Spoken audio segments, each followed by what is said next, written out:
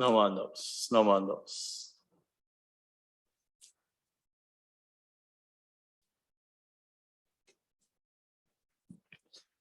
Good morning, everyone, and welcome to our regular Sunday service. Before I go any further, are you comfortable if I don't have my mask on, or would you prefer me?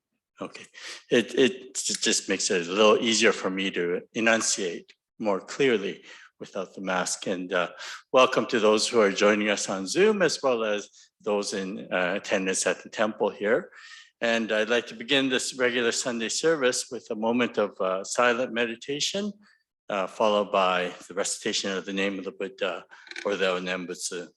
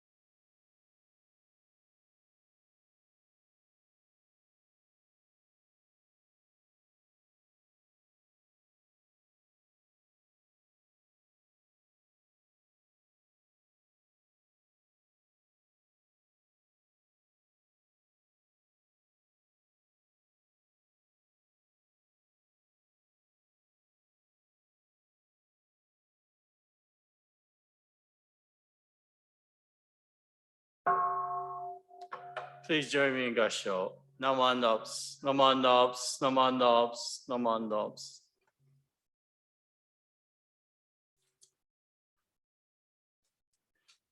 Next, we're going to have the homages in Tisarana.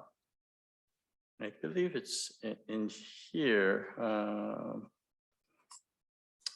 It's on page 2 of the red Seiten. If you have the red Seiten, for those that are home, or if you don't have the red Seiten on you, Hiroko, if you want to just grab one of the red Seiten.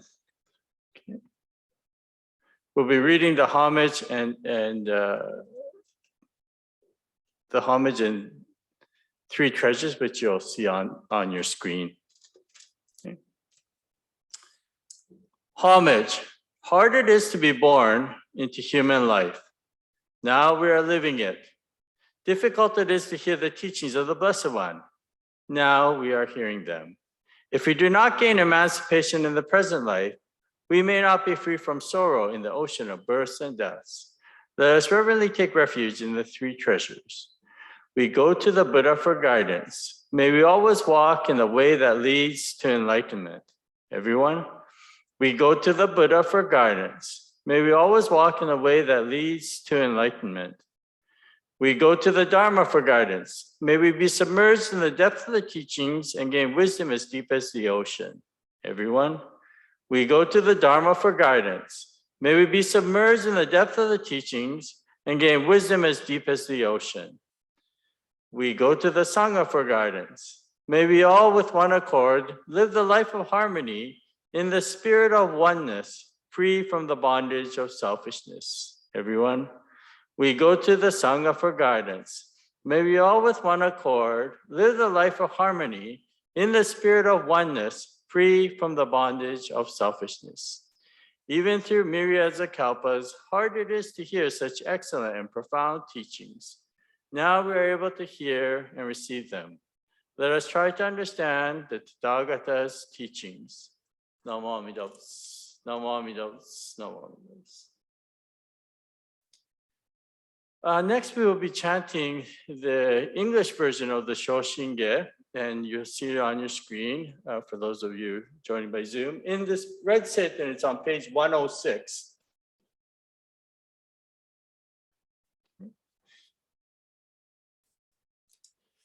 Namo Amida Butsu. Namo Amida Butsu. Namo Amida Butsu.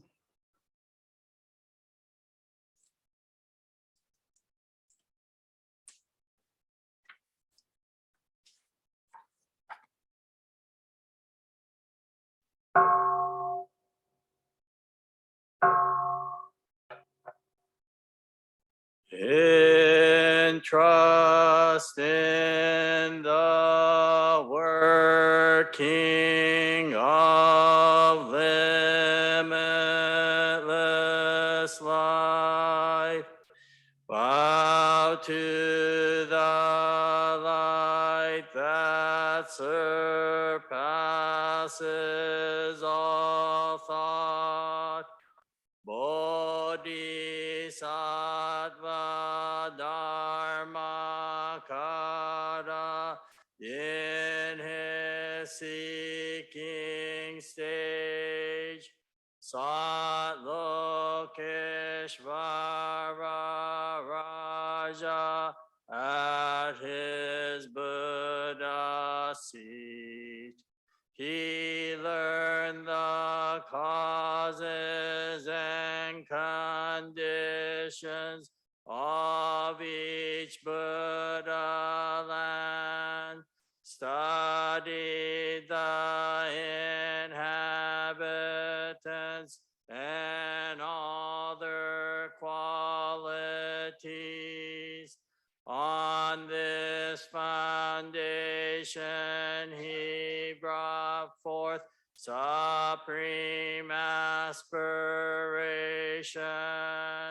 awakening the great vow, all embracing, vast and rare.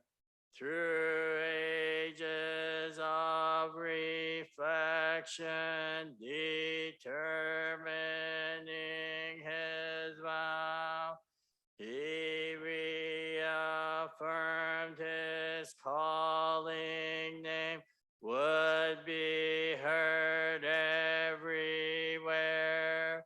Thus he radiates his light, immeasurable and boundless, unhindered beyond compare, a dazzling, glorious blaze, light that purifies the mind, light of joy and wisdom, light unceasing beyond thought, far beyond description, brighter than the sun and moon, illuminating countless worlds, every being, everyone receives this radiant light. The calling name of the primal vow properly directs us. The vow of sincere and trusting mind becomes for us the cause. Equal awakening is attained, confirming great nirvana. Because of the vow's fulfillment, nirvana is surely attained. The reason that Tathagata came forth into our world was to teach Amida's primal vow, boundless as the ocean. Now beings also boundless in this evil impure age should respond in trust and take to heart Tathagata's true words. If for the briefest moment the mind of joy awakes, we realize nirvana, though our minds remain defiled. Worldly wise Dharma haters all will turn and enter as rivers pour into the sea, becoming of one taste. The all-embracing mind light always shines on and protects us. The darkness of our ignorance already has dispersed, yet craving, anger, greed, and hatred, like dark clouds and mist, always cover up the sky of true insight and faith. As clouds and mists obscure the sun, covering its light, yet beneath and pure light radiates, no darkness can be found.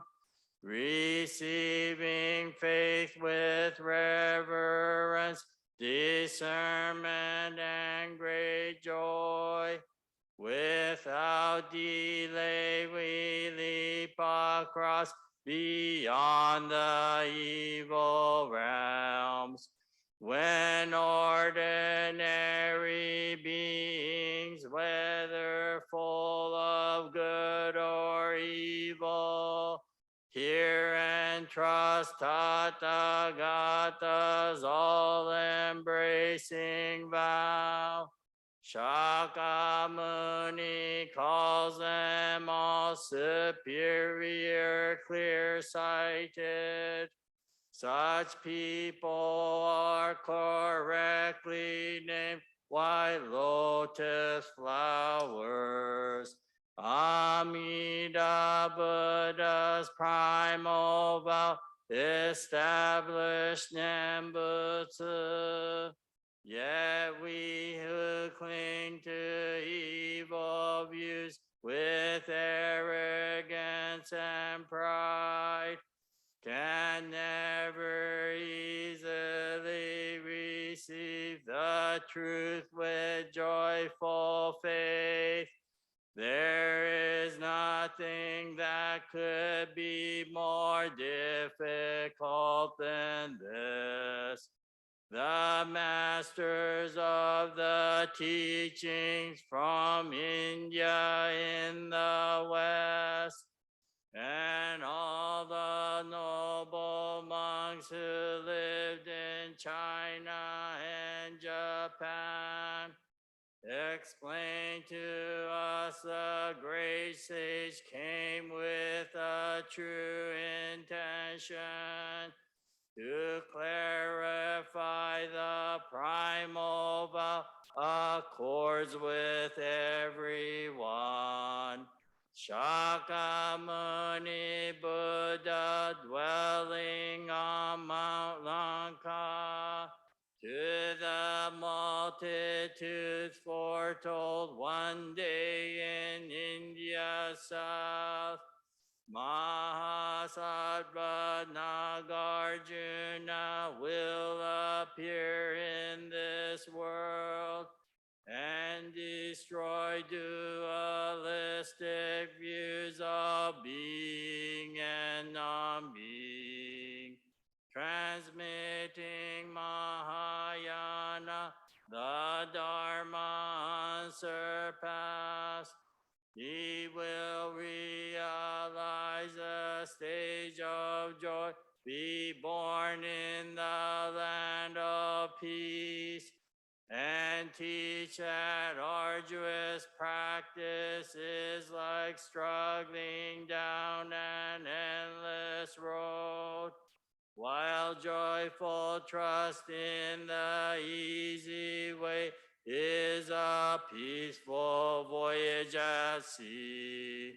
With mindful recollection of Amida's primal vow, without design, instantly we reach a certain stage.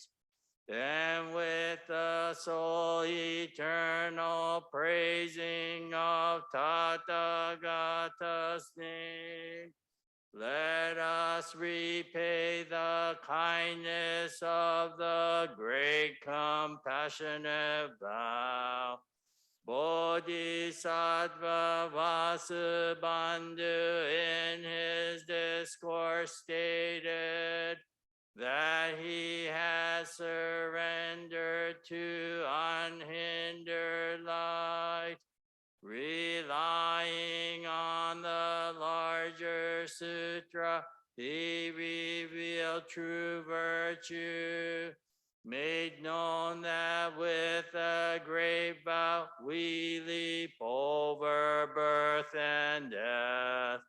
Through the power of the primal vow, transferring us its virtue, he revealed the single mind, delivering all beings, entering the all-pervading precious sea of merit.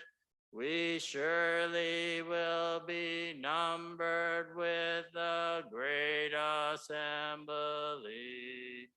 allowed to reach the lotus world. We realize true suchness, true Dharma nature is attained clearly without doubt. We play in the forest of passions, yet manifest wonderful powers. We enter birth and death's garden, transformed to benefit all. The king of Liang in ancient China, revered Master Tanwan, and daily bow toward his teacher, a bodhisattva in his eyes. When Master Bodhi gave Tanwan a Pure Land text, he burned his Taoist books and placed his trust in the land of peace. He wrote a commentary on Vasubandhu's discourse, revealed cause and effect of birth, both come from the vow. We depart and we return because of other power. Only through the mind of faith is Buddhahood assured. When the mind of faith awakes in ordinary beings, we are made aware that birth and death is nothing but nirvana. And when unfailingly we reach the limitless and radiant land, we will save the myriad all beings everywhere.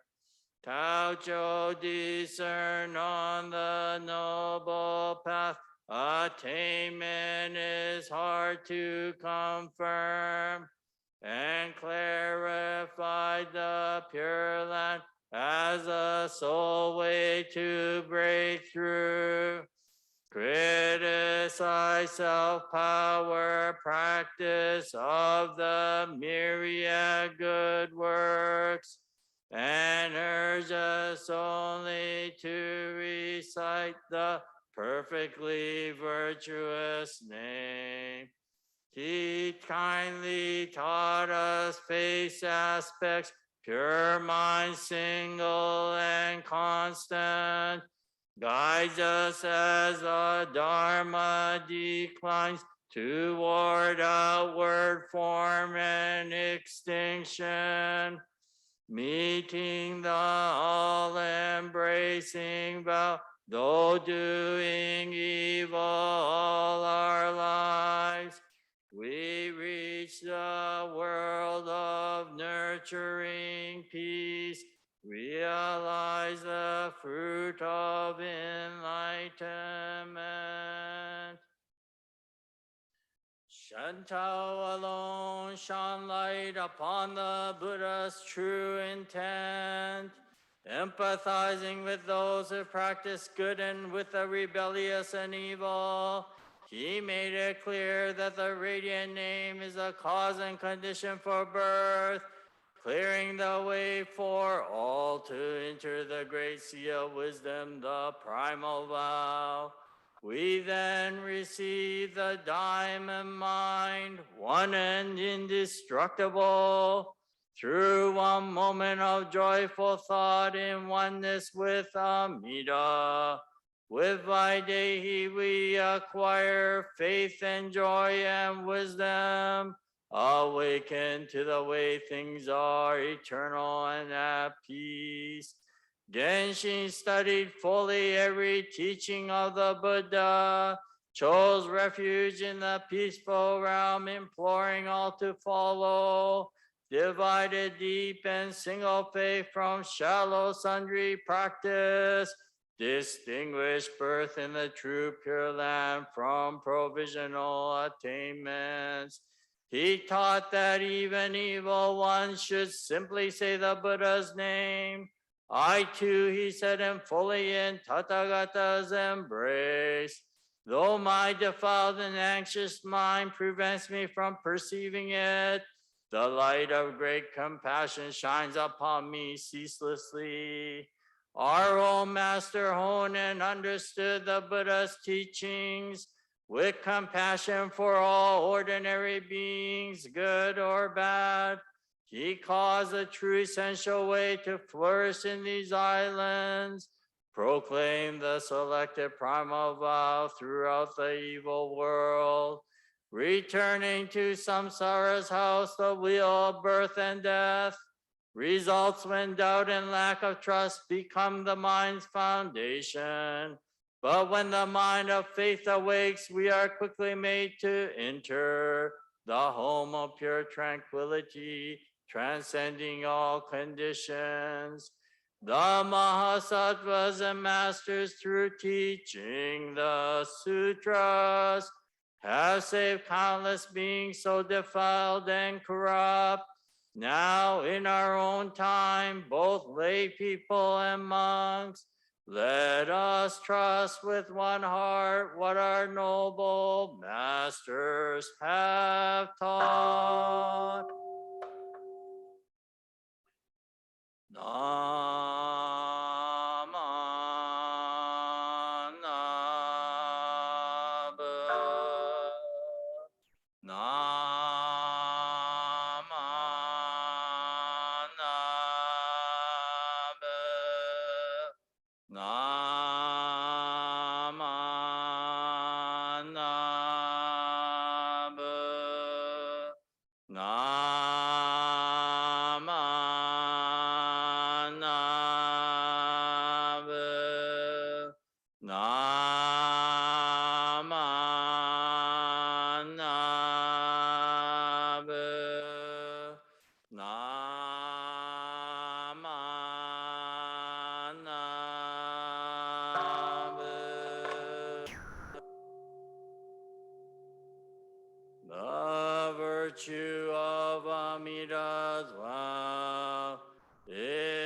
is shared equally by all, together attaining awakened mind. We are born in the land of peace.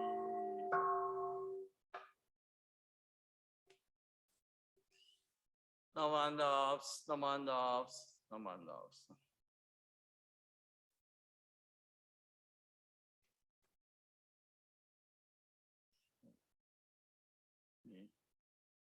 So let me keep this up here. Where is it?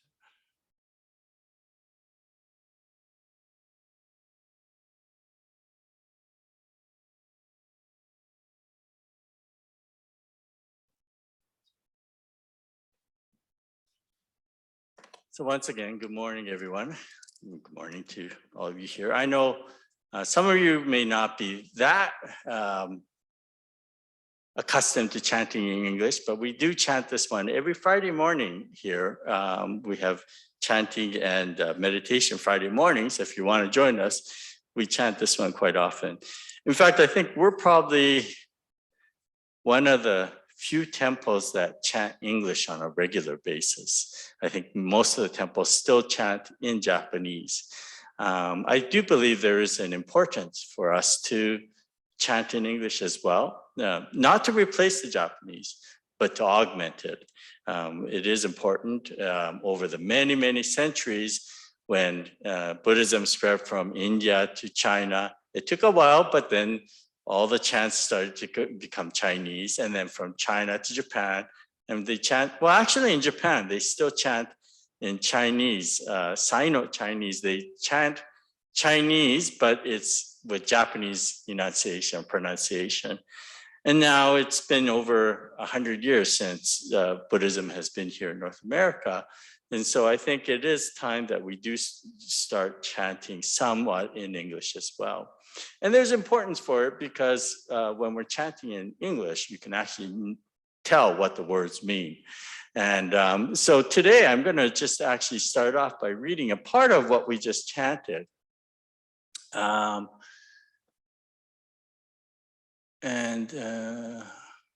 Okay, so this is this chant, the Shoshinge, was written by Shinran Shonin, the founder of Jodo Shinshu, and his scrolls is to the facing the altar to the right of Amida Buddha.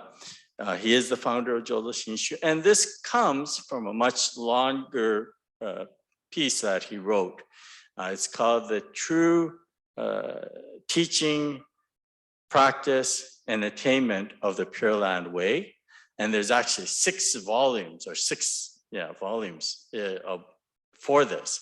And in the chapter on practice, at the end of the chapter of practice, he includes this song called the Shoshinge. And this Shoshinge, or the hymn of the Nembutsu, is very important to us because it sort of encapsulates the whole teachings of what we call Shin Buddhism. And in here, if you will, if for those of you who have the red books, you could either look at the screen or turn to page 107. It says here, if for the briefest moment, the mind of joy awakes, we realize nirvana, though our minds remain defiled.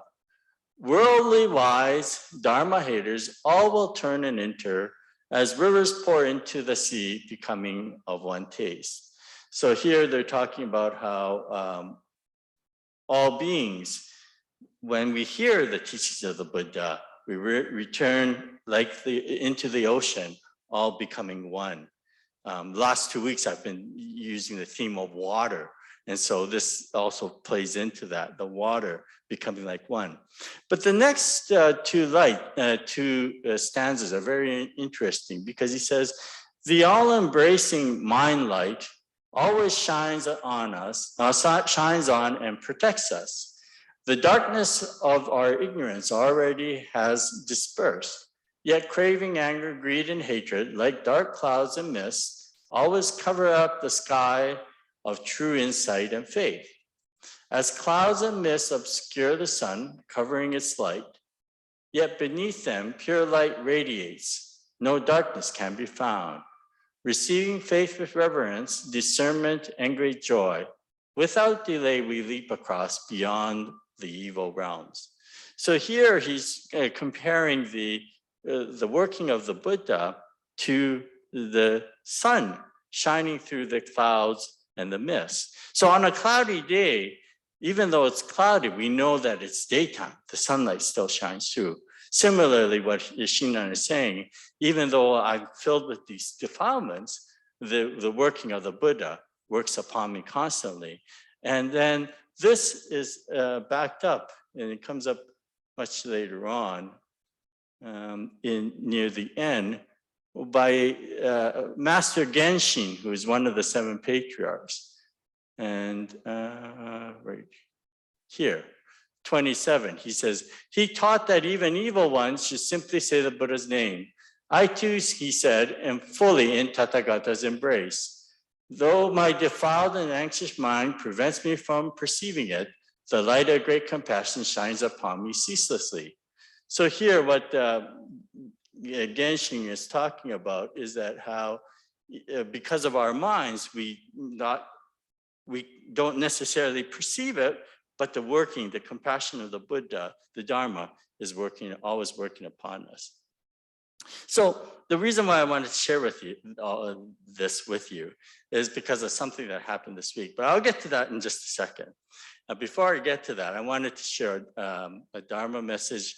And some of you have heard me probably give this talk.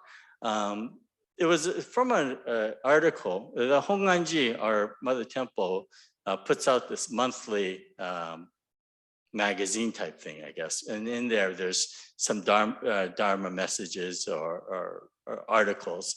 And there was one interesting article, and it was about an elderly gentleman who lived in Tokyo. And he was now retired. And every once in a while, he would go and visit his daughter and his grandchildren who lived on the other side of Tokyo. So yeah, as you can imagine, Tokyo is a very, very large city. And but one of the wonderful things about Japan, if you've ever been there, is that the public transit system is excellent, especially the trains, right? So he would get on his train, the train near his house, and his daughter's house was near the end of the line of this particular train line. And the way the Japanese trains work, it's quite fascinating, actually. They have a number of different trains going on the same line, okay? There is what they call the normal train, which stops at every station. It's like the milk run, okay? And then there's the express train. Oh no, there's a semi-express train that will stop at several, number of stations, fewer than the normal train. And then there's the express train, which only stops at very limited stops. And how that works is that, and it's all to do with timing, because they're all going on the same line.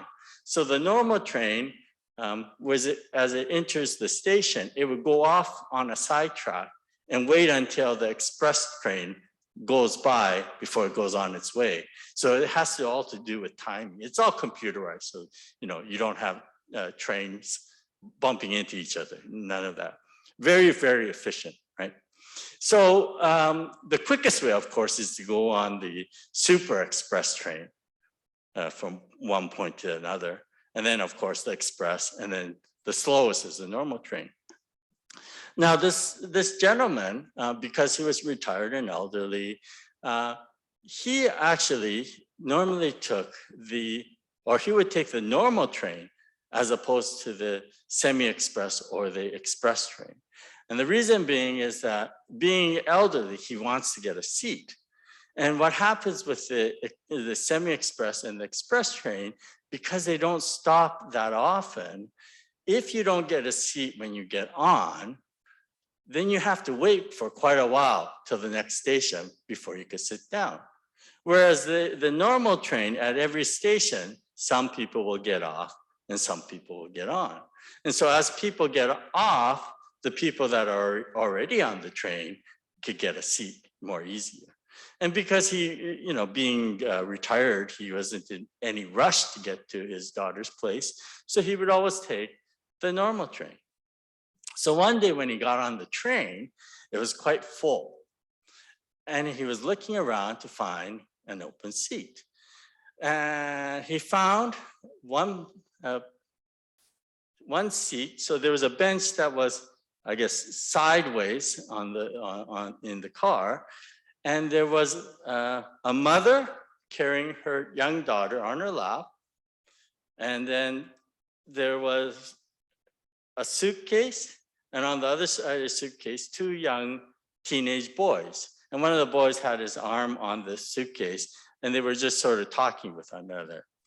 Well, the man thought, well, these young boys, how, disrespectful. If they only took the suitcase off that seat, then perhaps there would be enough room for both the mother to put the little young daughter down and for myself to sit down as well. But of course, being in Japan, people don't come out directly and say, hey, move that suitcase. What they do instead, they give the evil look. Okay, you stare them down, right?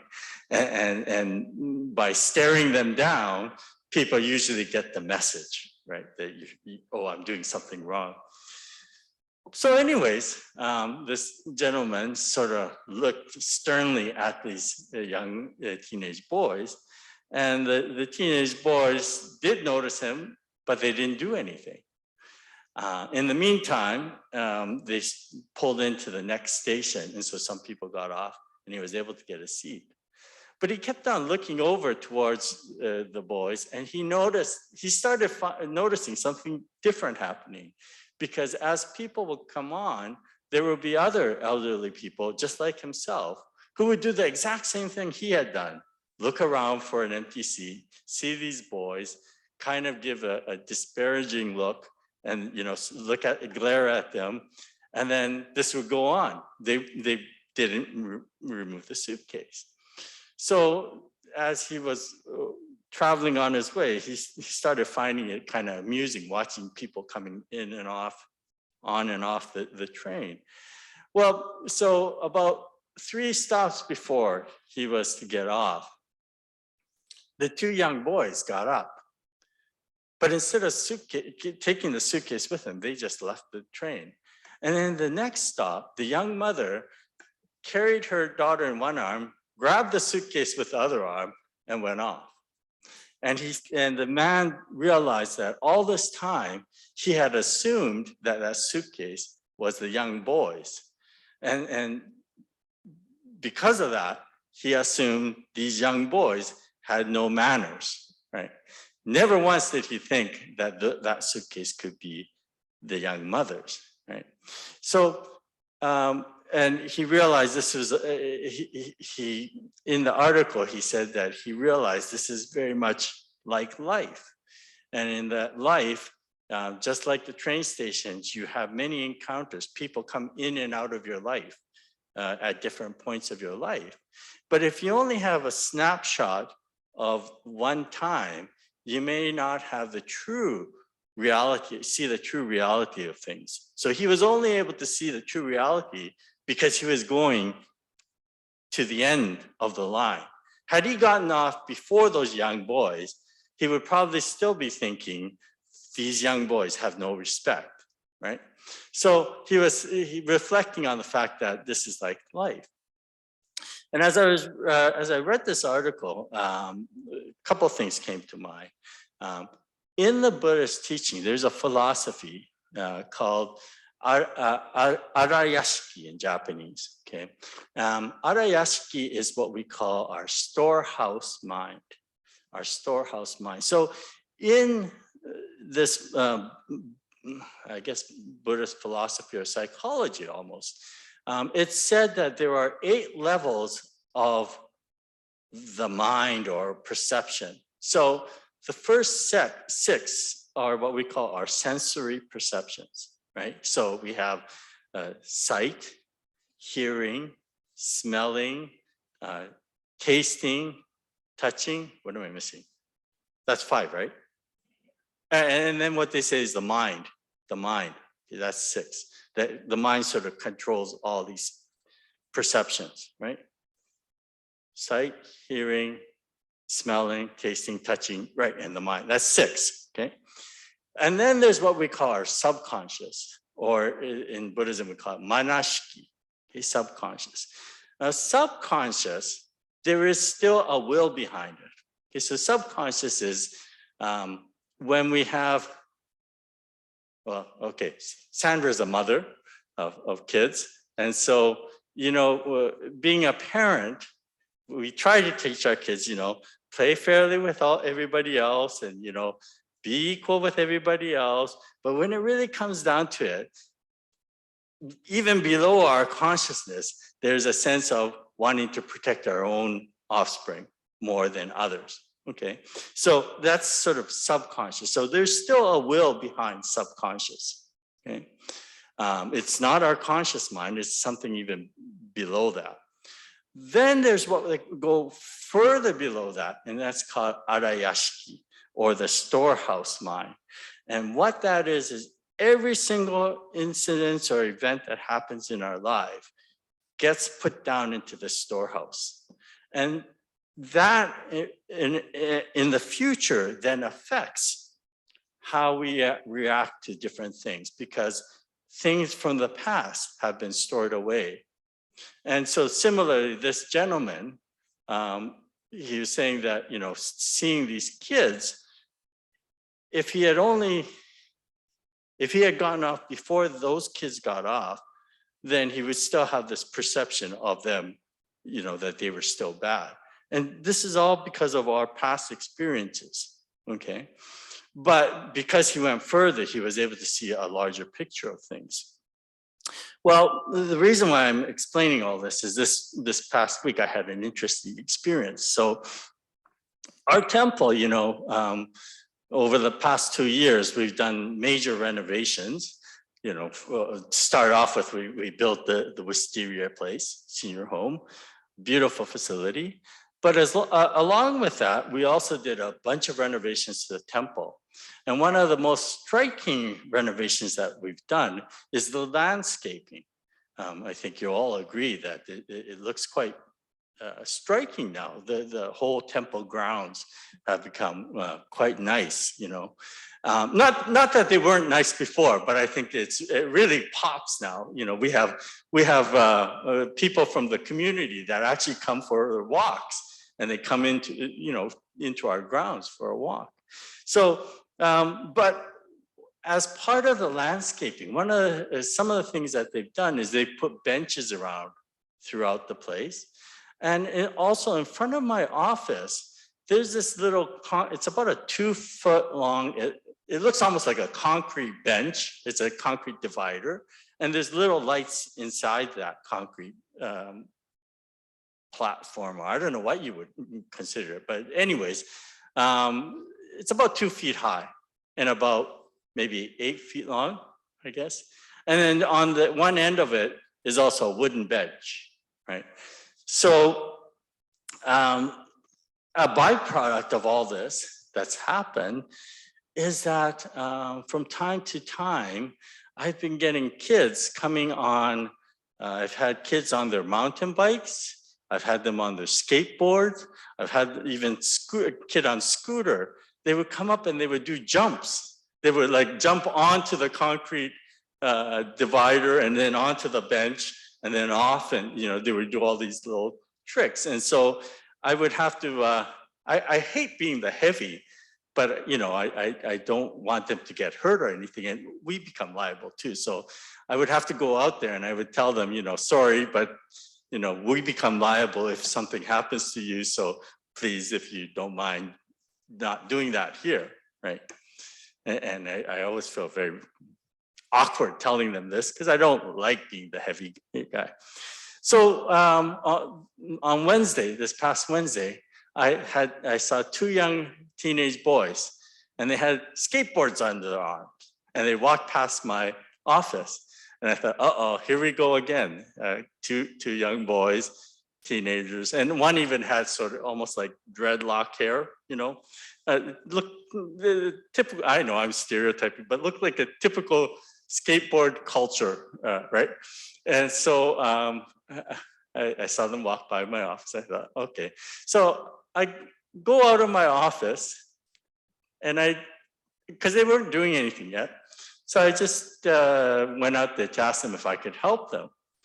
And one of the boys recognized me and he says, yeah, he says, I've come to see my grandma's bench. And he had actually come because what we've done in the past 2 weeks is we put, some people have made plaques in memory of loved ones. And so his grandmother, or the family, made a plaque in memory of his grandmother. So this young teenage boy had brought his friend to come and show him his grandma's bench or designated bench. And I felt very embarrassed at that moment because here I thought, these kids are up to no good. That was my initial reaction, right? Or not no good, but doing skateboarding again. And so I was going to go out there to tell them, not to do that. And here it was, this young boy was coming to pay respect to his grandmother. And I thought, wow, what a, and I knew who he was, but he had grown over the last time I'd seen him. And he had dreadlock hair, which I wasn't expecting. So I didn't recognize him when I saw him. But here was a situation where, because of past experiences, I automatically assumed that they were up to no good. And this is what Shinran Shonin was mentioning in the Shoshinge when he says the clouds and mists of our ignorance covers up the Dharma. And yet the Dharma continues to work upon me, right? So my ignorance in perceiving things, my ignorance in assuming certain things, and yet still the Dharma comes out and reaches out to me. And in fact, it's because of the Dharma that it makes me reflect on my foolish self and realize, yes, I am this foolish being. And yet, this working is constantly upon me. And as we reflect upon this, I guess it gives us a sort of perspective on ourselves. And it also reminds ourselves of how wonderful it is that we do have this Dharma that continues to work upon me, showing me my true self, and yet at the same time saying, it's okay, as I am. The compassion continues to shine upon me. It's okay, as I am. The wisdom of the Buddha continues to shine upon me. And as I receive this, I get a heart of true gratitude, realizing I am a foolish being, but still very much capable of receiving the Dharma. So I thank you all for coming out here in person. And for those of you who are on Zoom, you're more than welcome to come to the temple now. We are open. We have been actually open for a while, but you're also more than welcome to join by Zoom as well. As long as you don't get too lazy. I don't want to get to the point where you're not coming out just because you don't want to put on pants. Okay. But I thank you all for joining us, and please join me in Gassho. Namo Amida Butsu, Namo Amida Butsu, Namo Amida Butsu. Thank you very much. And just going to.